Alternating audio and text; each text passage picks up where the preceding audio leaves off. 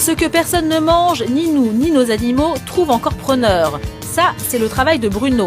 Il est directeur des abattoirs d'Ussel en Corrèze. Une fois les morceaux consommables vendus, il trie le reste.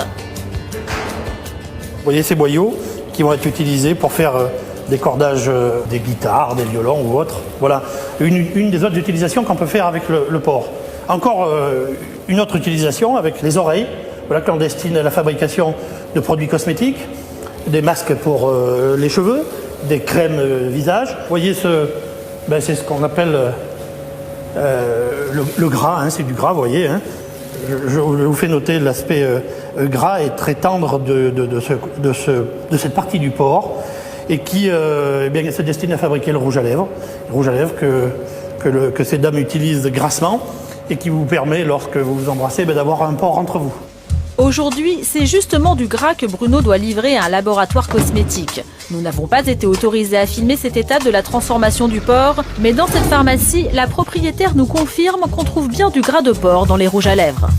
Pratiquement tous les rouges à lèvres sont faits avec de la gélatine porcine. Et dans une pharmacie, du cochon, on n'en trouve pas que dans les cosmétiques.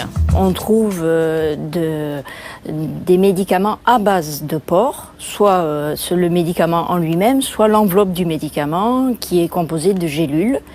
Chaque fois, comme vous pouvez le constater, on a cette pellicule est faite à base de gélatine.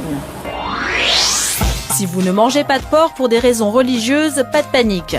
Gabriel Elfassi est rabbin en banlieue parisienne. Il est très clair, quelle que soit la religion, quand il s'agit d'un médicament, il n'y a aucune interdiction. Toute religion qui se respecte se doit de soigner ses malades.